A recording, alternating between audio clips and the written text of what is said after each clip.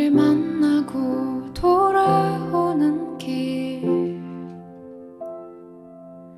나는 희망에 찬 마음이 되어 시작과 끝은 잘 모르겠지만 뭐든 할 수 있을 것 같아져서 혼자라고 생각했던 내 마음 한켠에 촌스러운 말들로 된 꿈들을 적어 보내 함께 한다는 건 얼마나 놀라운지 너를 만나 그런 생각을 하게 된 것 같아 기적 같은 순간을 몇 번이나 만나는 거 아마도 나 살아가라는 뜻이라고 믿고 싶어.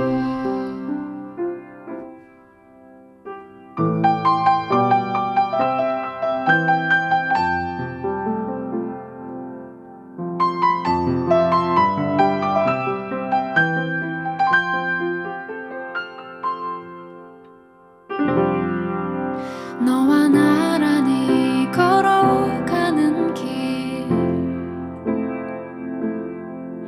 우리가 차근차근 나눈 얘기 나는 너의 말 너의 문장을 아껴 듣고 너는 모든 의미를 알아듣고 네가 보는 세상을 보고 싶어 너와 같은 사람이 되고 싶어 나도 사랑하고 싶어 나도 사랑이 되고 싶어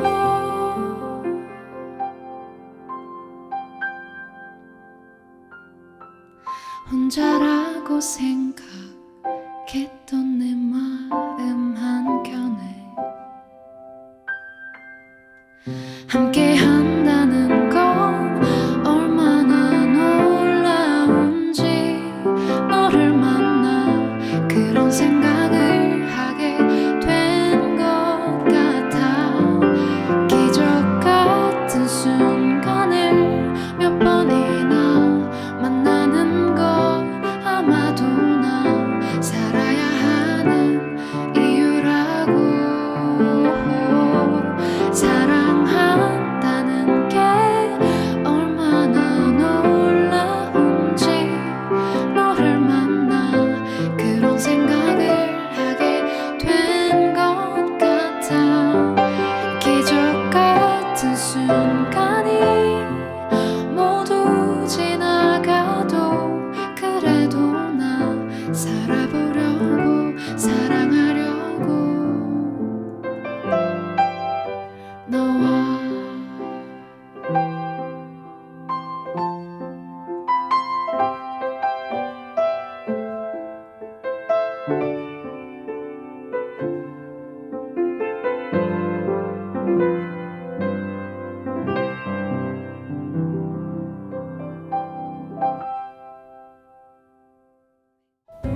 안녕하세요. 안녕하세요.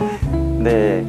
자, 오늘 토크 콘서트 4U의 손님 소개해드리겠는데, 우리 박종인 사도요한 신부님, 이미 토크 콘서트 4U 초기에 우리 수도 성소에 관한 주제 할 때 이미 나오셨죠. 네, 그때 기억납니다. 네. 워낙에 우리 다른 평화방송, 라디오도 진행하시고, 팬들이 많은 걸로 제가 알고 있습니다. 네, 고정 팬들이 좀 있는 네. 걸로. 자, 오늘은 어떤 자격으로 오셨냐면 기쁨 나눔 재단의 자립 준비 청년 총괄.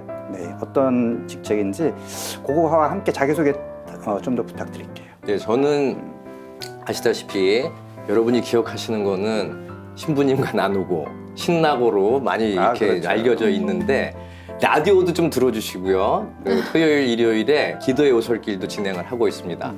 지금 이 나온 것은 공교롭게도 제가 그 올 9월 1일서부터 기쁨 나눔 재단이라고 예수회가 설립한 비영리 재단에 그 자립준비 청년 총괄로 부임을 했어요. 이제 네네. 저도 잘 모르는 그런 네. 분야였는데 와가지고는 아동 보육 시설에서 아이들과 같이 살고 있고 그러면서 이 친구들이 나중에 이제 18살 만 18살이 네. 넘어가면은 법적으로 더 이상 이 사회복지 체제 내에서는 더 이상 보호받지 못하는 네. 상황이 돼버립니다. 그래서 이 친구들을 지원하는 모든 아. 재반 업무들을 다 이제 지금 총괄하는 네.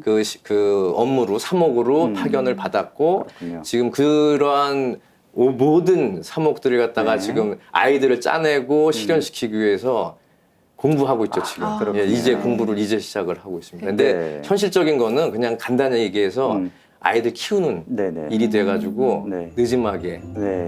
그럴 나이도- 늦둥이들을 많이 네. 보는 네. 상황이 됐죠. 네. 같이 오신 아이 청년분 제 딸인데. 소개를 한번 해주시죠 신부님께서. 예, 우리 옆에 있는 그 시양 김시양 대례사는 제가 기쁨 나눔 재단에 이제 발령을 받고 왔을 때 사실상 저희 선배 직원이십니다. 아, 직원? 예, 예. 네. 이제 학생이면서 이제 마지막 학기를 다니고 있으면서 인턴으로 시작해가지고 저희 홍보팀에 저희 사실상 유아 독보적인 맛 언니. 아, 그러니까 지금 예, 대학생이면서 지금 그 재단에서 또 일도 예, 하시는 홍보팀의 홍보팀에. 아주 주축 멤버입니다. 네. 그래서 제작, 출연, 뭐 그다음 그런 거 편집까지도 다 할 줄 아는 아주 슈퍼우먼입니다. 예. 네.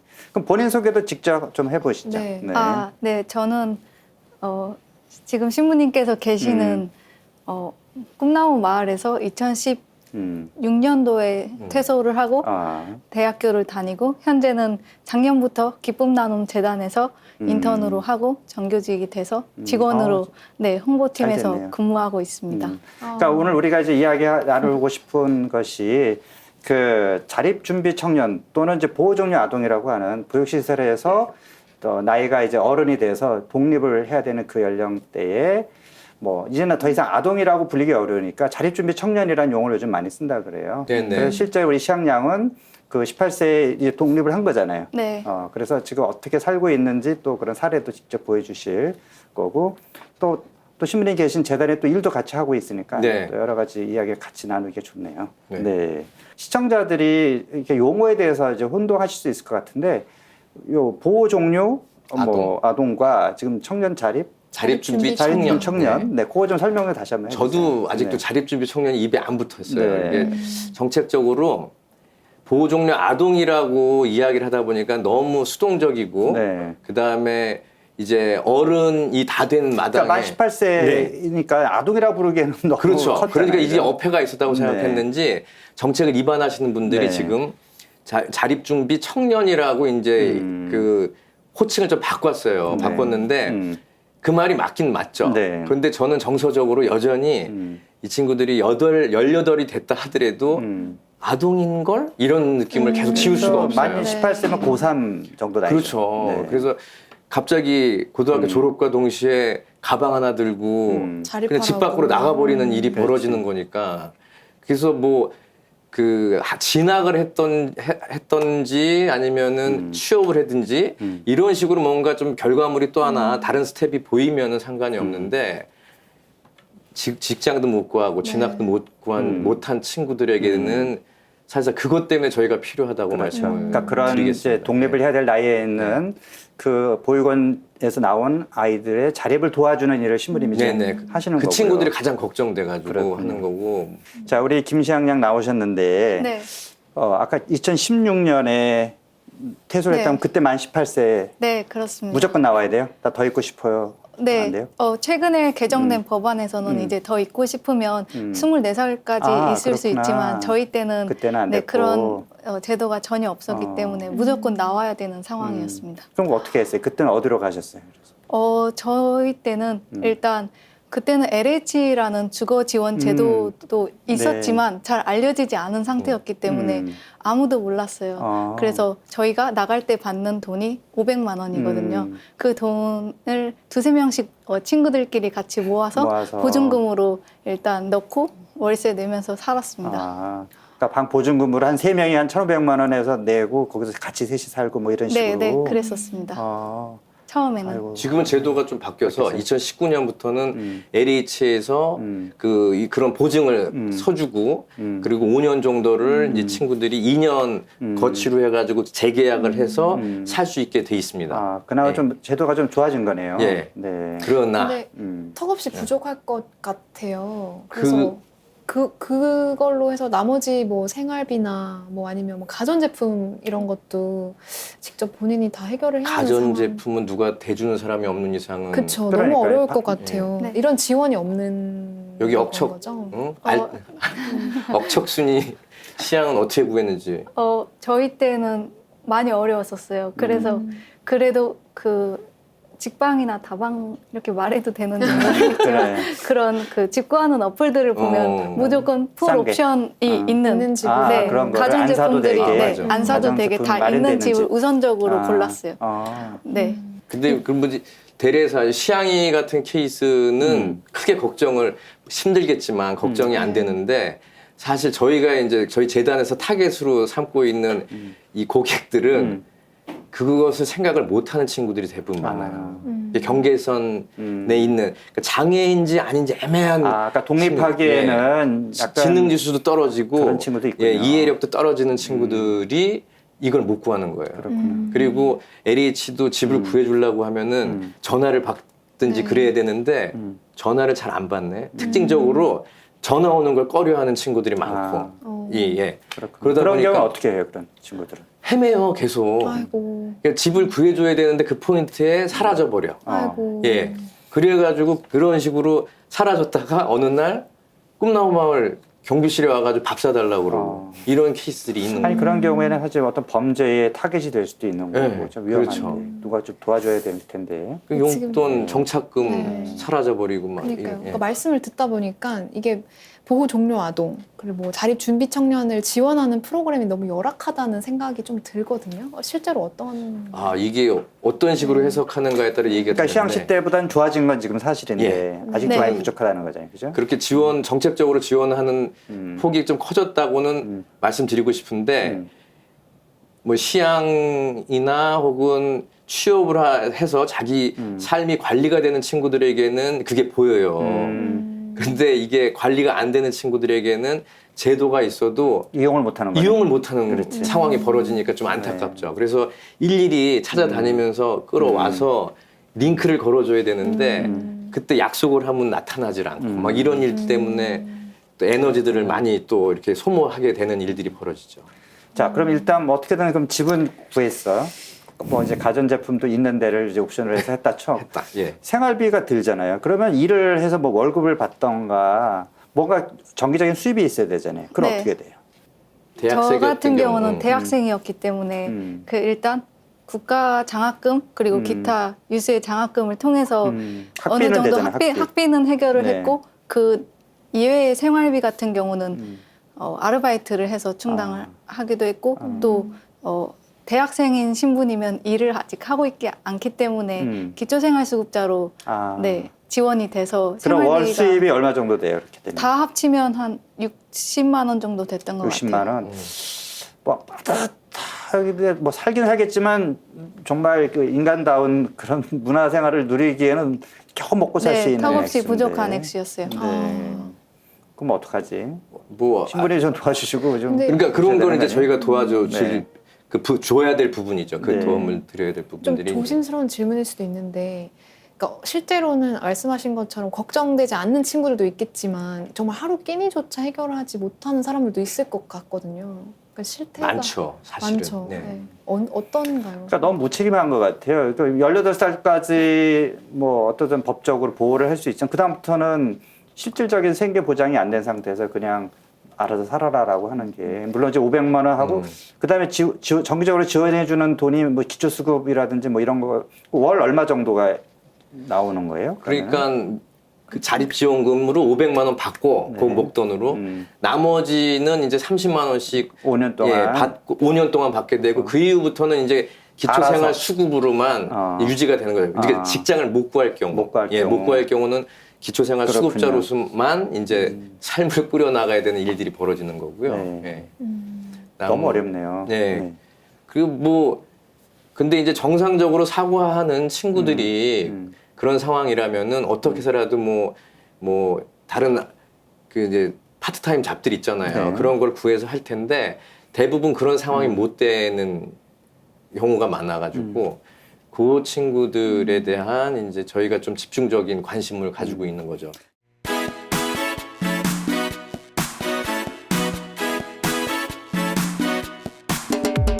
네, 우리 시향양은 그래도 성공한 케이스인 것 같아요. 지금 그렇죠. 그래도 학교도 다니고 지금 거기 기쁨 나눔 재단에서 돈도 벌고 뺄래야 뺄 수 없는 중요한 또 중요한 인물로 또 인정도 받고. 정말 자립을 했다고. 아, 근데 자립했다고 얘기할 수 있어요? 조금 부끄럽지만 제 스스로는 자립을 했다고 생각이 들어요. 네. 그리고 객관적인 지표에서 볼 때 제가 19살 때 대학을 입학할 때 저희 또래의 100명 중에서 두세 명 정도가 대학에 입학했어요. 아, 그 보육원에서 나온 친구들 중에? 네, 그 입학률이 현저하게 일반 와, 가정보다 그러네요. 네, 낮아요. 그래서 되게 운이 좋은 케이스고요. 그럼 그 친구들은 대학을 못 간 이유가 처음부터 뜻이 없었는지 공부를 못해서 그런지 뭐가 이유가 있을 거 아니에요? 일단은 저희는 일단 먹고 사는 게 중요했기 때문에 특성화 고등학교로 진학을 해서 바로 취업할 수 취업부터. 있는 루트로 지원을 많이 그렇군요. 해주셨는데 저는 또 다른 뜻이 있었기 때문에 대학에 입학한 케이스고요. 그래서 저희 재단 같은 경우는 그래서 경계선 직접 장애 등 좀 많이 어려운 애들이 친구들이 많아요, 주변에도. 아, 그래요? 그래서 그 친구들에 집중해서 지원을 하고 있어요. 아, 그러면 지금 대학 생활하면서 알바도 한다고 그랬잖아요. 네.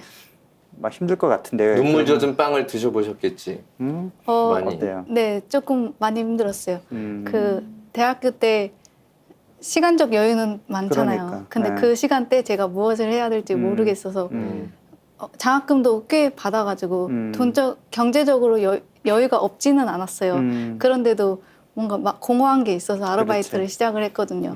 그리고 하다 보니까 또 계속 거기에 매몰됐던 것 같아요. 열심히 일을 하지 않으면 내가 못 살아남을 것 그렇지. 같다는 압박감이 있었어서 투잡도 뛰고 그리고 학업도 열심히 하고. 그러니까 이제 그렇게 이런 했던 것 같아요. 경우에 굉장히 미래가 불안하죠. 네, 가족이 있는 것도 아니고 나 혼자 내 삶을 책임져야 된다라고 하는 그런 압박감 때문에 지금 네. 얘기한 대로 꼭 일을 안 해도 되는데 빨리 더 시간 있을 때마다 일을 해서 돈을 모아야 네. 될 것 같고 미래를 준비해야 될 것 같은 맞아요. 그렇죠. 그런 네. 불안감이 있고 또 정서적으로도 사실 가족들의 지지 굉장히 중요한데 그런 게 없죠. 그런 게 사실. 없죠. 네. 신부님이 그런 아빠 같은 역할을 해주시는 네, 거죠. 열심히 지금 하려고 네. 하고 있습니다. 뭐 공부하라 잔소리하고 그런 건 안 하고 아니 이제 저는 다른 의미에서 네. 좀 이 진학을 자꾸 유도를 하고 싶어요. 그래요. 그러니까 보니까 자립을 준비하는 데 있어서 사실 대학 진학 같은 경우가 사실 안정적으로 자기 관리를 좀 체험할 수 있게끔 그렇지. 해주는 시스템 같아가지고 우리 꿈나무 마을 울타리 내에서 만났던 친구들을 넘어서 좀 관계들이 그렇지. 좀. 확장이 돼야 된다는 맞아요. 차원에서 저는 하여튼 회초리를 들어서라도 대학을 보내고 대학을 싶은데 가라. 회초리를 들었다가는 아동학대에 걸리기 아, 때문에 네. 이게 그렇게는 어렵고 어렵고. 자꾸 좋은 말해서 유도를 좀 하고 있는 편이죠. 그러니까 취업이 확실히 취업에도 뭐 관심이 많고 계획이 있는 친구들이 있습니다. 네. 취업해서 저는 딱 3년만 돈 벌고 대학 갈랍니다라고 하는 이제 선취업 후 진학을 네. 계획하고 있는 친구들에 대해서는 오케이. 오케이. 하지만 취업도 뭐 마땅히 생각 없는 친구들에 대해서는 가능하면은 대학 준비 좀 하라고 그렇지. 얘기를 하는데 더 어려운 건 동기부여를 못 한다는 거. 네. 대학도 싫고요. 취업은 왜 해요? 뭐 이런 친구들이 사실상 저희가 더 관리해야 될 그렇죠. 대상들이기 때문에 이게 쉽지 않죠. 그래서 예, 최소한 하여튼 그냥 가능하면 좀 독려를 하고 아니면은 좀 기다려주는 수밖에 없겠구나라는 걸 많이 좀 그렇죠. 배우는 상황입니다. 또 어떤 공부에 관심이 있고 능력 있는 친구들은 대학을 다님으로써 아까 신부님 말씀하신 네. 대로 인간관계 폭도 넓어지고 더 많은 좀 사고를 통해서 나 자신의 뭘까요? 가치관 또 자존감 이런 것들을 더 키울 수 있는 그런 기회가 될 수 있거든요. 그래서 시향양도 대학 다니면서 이제 4학년이라 그랬죠. 네. 어때요? 대학 다니길 잘한 것 같아요? 네, 돌이켜 보면 참 잘한 것 같아요. 그 20살 때 저와 지금의 저를 많이 비교해 보면 그때는 정말 많이 몰랐어요. 어리숙했고 알바할 때도 사회생활을 처음 경험한 곳이 그래. 아르바이트 현장이거든요. 그래. 그 전까지는 시설 친구들끼리만 어울려 지냈거든요. 그렇지. 그래서 정말 실수도 많이 하고 그랬습니다. 그럴 때 주위에 이렇게 뭐랄까 따뜻하게 바라봐주는 시선들이 있었나요? 아니면 정말 내면에서는 어땠을지 궁금한데 이런 질문이 조심스럽긴 한데 그러니까 다 처음이고 네. 그런 거에 대해서 어땠는지도 조금 나눠줄 수 있어요? 저희 같은 경우는 솔직하게 내가 지금 보호종류 아동으로서 시설에서 자랐기 때문에 이러한 점이 부족해요라고 사람들한테 설명할 수가 없어요. 네. 그렇기 때문에 그 상대방 타인의 입장에서 볼 때 좀 이상한 친구라고 보여질 수 있어요. 그런 부분에서 오해가 많이 생겼지만 딱히 별다른 해명할 기회가 없었어요.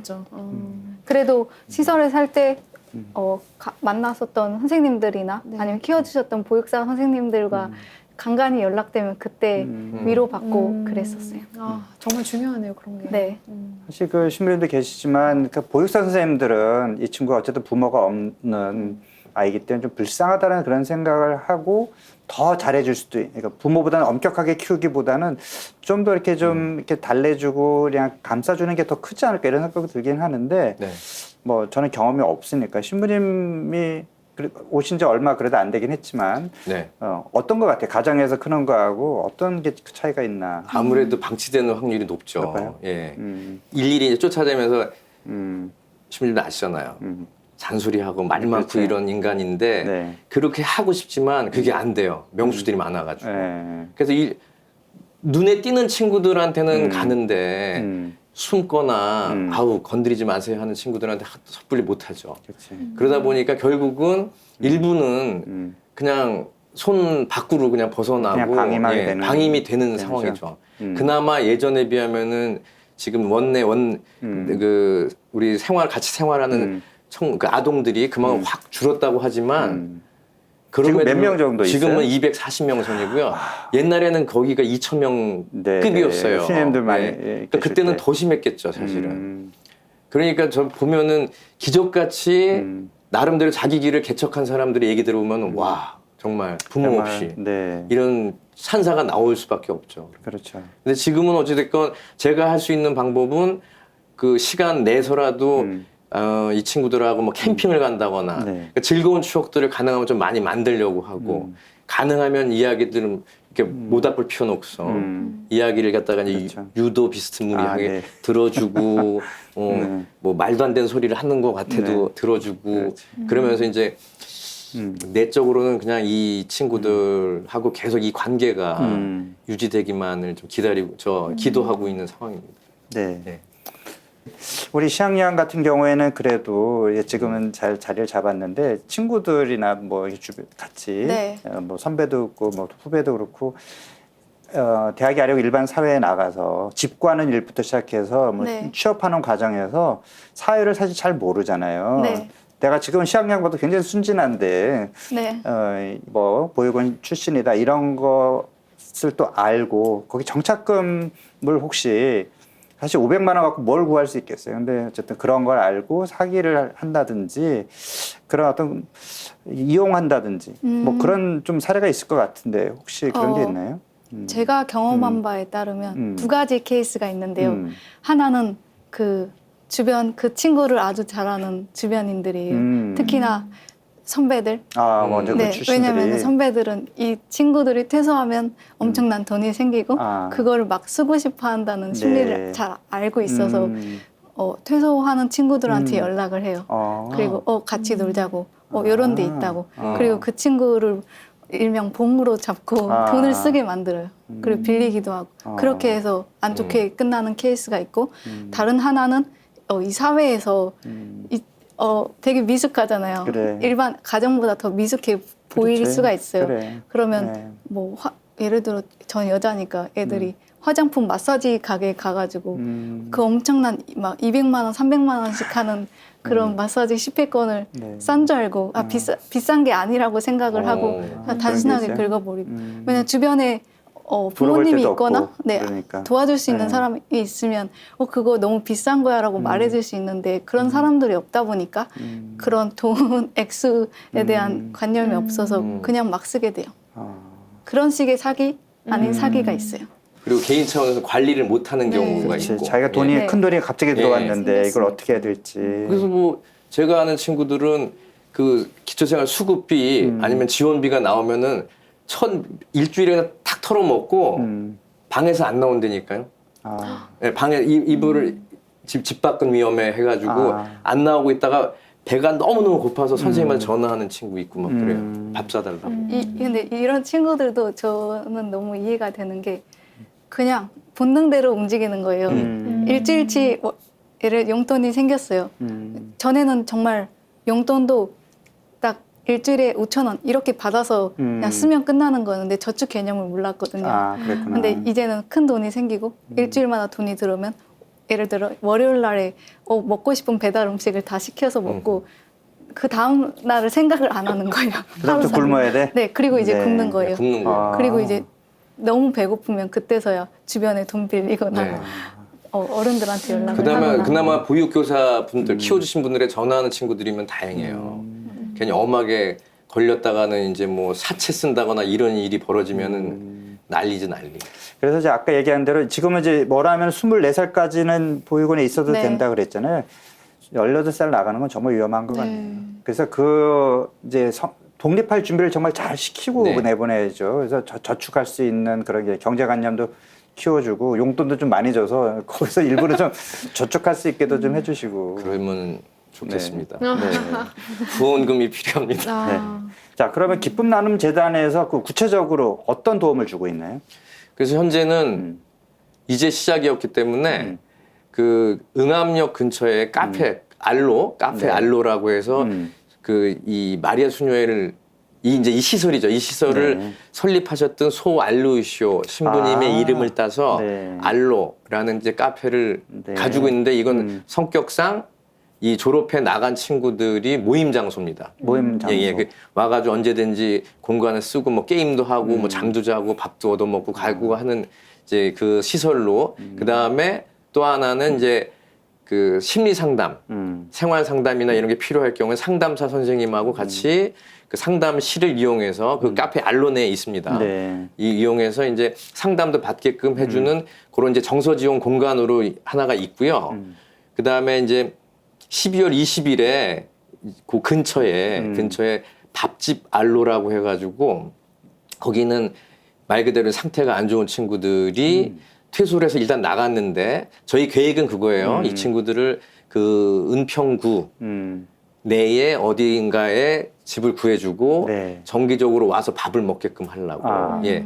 그래서 하루에 한 끼라도 집에서 먹는 집밥을 좀 먹여주고 그것은 핑계고 사실은 살아 있는지 상태가 그래요. 괜찮은지 네. 건강은 근데 그 다음에 또 약물을 좀 복용을 해야 되는 친구들은 계속 약은 제대로 먹고 있는지를 좀 체크하려고 네. 좀 이제 우선적으로 그런 목적으로 만들고 좀 더 넓게는 이제 이 그 졸업해 나간 친구들이 명절이나 이럴 때 좀 와서 왁자지껄 놀 수 있는 공간을 좀 확보해 주려고 이렇게 네. 그거는 오픈 예정입니다. 12월 20일 월요일. 그렇군요.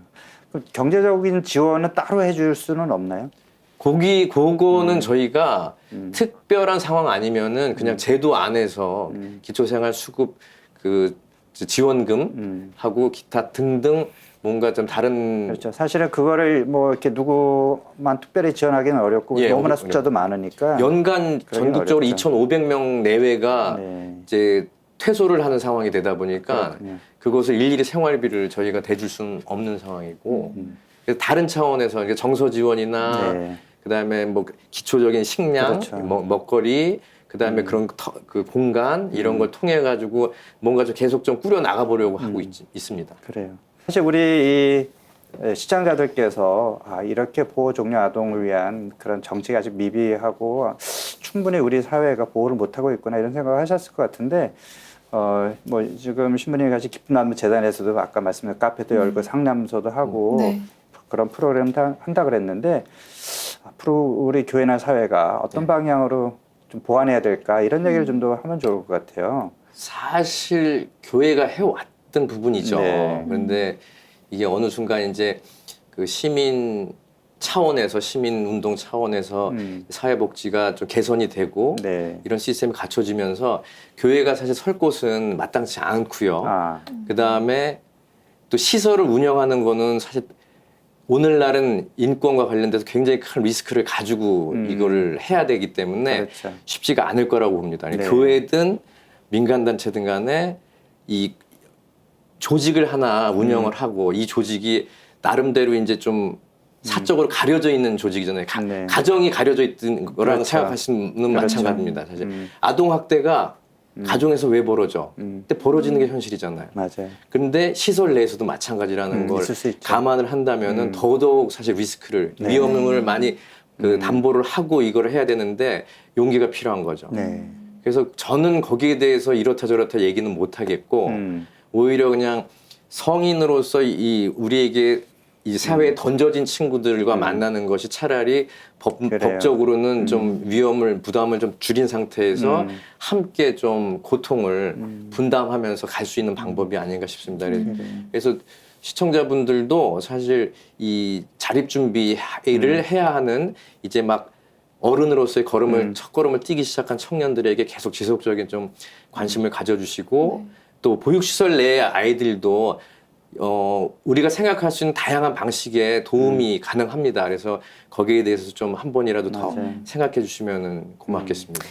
계속 우리가 같이 함께 있는 것 그게 네. 일단 먼저 중요한 것 그렇죠. 같은데 네. 지금 여러 가지 하고 계신 뭐 밥집도 운영하시고 그런 계획들이 있으신데 내년 1월에 리더십 센터 오픈을 준비하고 계시다고. 그것도 저희가 네. 이제 뭐 시리즈 비슷하게 네. 지금 준비하는 것 중에 하나가 이제 카페는 하나, 모임방은 하나 차려줬고 사랑방.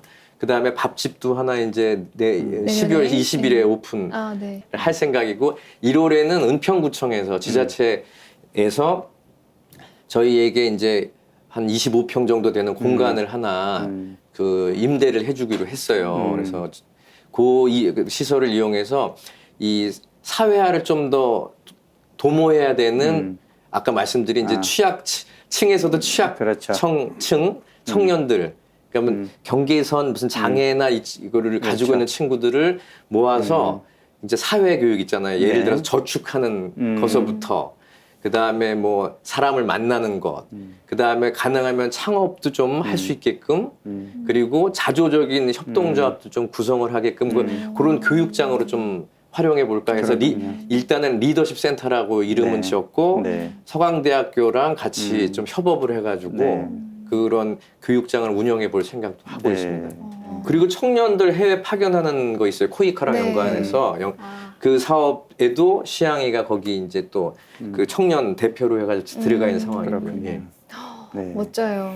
우리 시향 씨는 뭐 앞으로 여러 가지 진짜 무궁무진한 가능성이 있는 것 같은데 그 네. 개인적으로 또 지금 공부하는 게 어떤 분야고 어떤 계획이 있는지 듣고 싶네요. 전공은 그 미술사학과여서요. 지금 하는 일과는 조금 다른데요. 너무 운이 좋게도 진짜 천사 같은 재단이거든요. 네. 여기에 들어올 수 있게 돼서 네. 제가 해볼 수 하고 싶었었던 것들을 네. 다 할 수 있게 그렇죠. 해주시고 앞으로는 그 국제개발 섹터에서 계속 좀 보람 있게 일을 하고 싶습니다. 좋아요. 근데 네. 뭔가 이제 세상으로 나아가고 싶은 바람이 약간 느껴지는데 국제 그런 업무도 나아가고 계시는 것 같아요. 그게 꿈인 야망이 건가요? 장난이 아닌 영어 것 공부도 열심히 해야 되겠네. 네, 영어 공부도 열심히 하고 있습니다. 네. 자, 그래서 혹시 내가 이제 여유 있는 집이 있는데 나 이거 내 자식들한테 안 줘도 돼. 우리 교회에 이런 좋은 일에 쓰겠다 이렇게 기부하시고 싶은데 언제든지 환영을 한다라는. 진짜. 네, 그건 그걸 정말 말씀드리고 좋은 아이디어죠. 싶어요. 예. 네. 기쁨 재단으로 연락 네, 주시면 기부자도 듣고 저희 서울대기부 조금 나눈데 해도 좋고. 네. 기쁨 나누면 된다.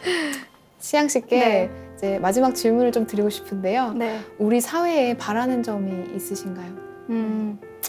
저는요, 운이 좋게도 그래도 대학교에 가고 취업도 어느 정도 안정적으로 할 수 있었어요. 그리고 그 보호 종류 아동이라고 해서 최근 3년 전부터 엄청난 지원들을 많이 해주셨거든요. 근데 그 정말로 지원을 받아야 되는 친구들은 못 받는 상황이에요. 아까 신부님께서 말씀하신 것처럼 이용하는 방법 자체를 모르기 때문에. 근데 저같이 그 잘 할 수 있는 친구들만 독식하는 거예요. 네, 100%의 자산이 있으면 자본이 있으면 10%가 다 독식하는 구조인 거예요. 제 주변 친구들도 보면. 근데 저희 재단 같은 경우는 그 내부 문제를 파악을 하고 어려운 친구들과 직접 1대1로 만나가지고 이 친구가 무슨 도움이 필요한지 돈이 아니더라도 심리정서적인 부분들이 더 어려운 경우가 많거든요. 그래요. 네, 그래서 이런 1대1로 만나가지고 직접 애들을 보다듬을 수 있는 구조를 만들었으면 좋겠습니다. 네. 지금 말씀하신 것처럼 이런 좋은 제도가 있는데 몰라서 활용을 못해서 소수에게만 혜택이 돌아가는 그런 거를 막을 수 있는 그런 방법도 좀 연구를 좀 하면 좋겠네요. 네. 그래서 어쨌든 우리가 부모가 없는 아이들이 뭐 안 나오면 좋겠지만 그건 우리 뜻대로 되는 거 아니고 누군가의 보호를 필요로 하는 아이들이 있는데 우리 사회가 좀 더 잘 돌보고 자립할 수 있도록 준비를 잘 시켜주면 좋겠다. 네. 근데 지금 현실적으로는 수백 명이 한꺼번에 어느 시설에 있으면서 세세한 돌봄을 받지 못하는 거잖아요. 그게 너무 좀 아쉬운 마음이에요. 그래서 뭐 일반적으로 좀 청하고 싶은 거는 네. 이상한 눈으로 안 봐주셨으면 좋겠어요. 부모가 없는 게 네. 우리 잘못 아니잖아요. 그렇죠. 예, 무슨 그러니까, 사고로 돌아갈 수도 당연히 있고. 내 자식처럼 받아줄 네. 수 있는 마음만이라도 좀 먹어주시면 네. 훨씬 나아지지 않을까 싶습니다. 맞습니다. 네. 두 분의 말씀을 들으면서 제 개인적인 차원의 어떤 연대하려는 그리고 그런 마음가짐을 먹고 이렇게 따뜻한 시선으로 바라보고 함께 걸어가야겠다라는 생각을 하게 되고 무엇보다도 자립 준비 청년분들을 위한 기도, 누군가 나를 위해 기도해주는 존재가 있다라는 것을 좀 느낄 수 있게 기도하고 그런 마음을 나누며 살아야겠다는 생각을 좀 하게 됩니다, 신부님. 네. 그래요. 찬미 씨의 아름다운 마음 또 하나님께서 알아주실 거라 생각이 들고 오늘 이렇게 함께 해주신 우리 기쁨 나눔 재단 자립준비 청년 총괄 예수의 박종인 사도연 신부 감사드립니다. 그리고 이제 사실 보호 종류 아동이라고 어디서 이렇게 얘기하는 것도 사실 그렇게 이렇게 쉬운 일은 아닌데 못하죠. 네, 정말 그래도 자기 너무 경험을 이렇게 큰 나눠주신 우리 김시향 씨 정말 감사드리고 네. 정말 이 후배들에게 희망을 줄 수 있는 선배로서 이제 어떤 좋은 그런 미래를 잘 그려나가시기를 저도 기도하겠습니다. 네, 그리고 여기서 좀 아쉬운 인사 말씀 드려야 될 것 같은데요. 우리가 거의 2년, 네. 제가 진행을 시작한 후부터 한 1년 반 정도 된 우리 토크 콘서트 4U 오늘이 일단은 마지막 시간입니다. 시즌 종료를 하고 다 그런 식이야. 네. 잠시만 안녕. 네. 그동안 우리 함께 생명을 이야기하고 기도해 주신 시청자 여러분께 감사드립니다. 모두 건강하시고 즐거운 성탄과 함께 새로운 한 해 또 축복 많이 받으시길 바랍니다. 네, 고맙습니다. 감사합니다. 네. 감사합니다. 수고하셨습니다.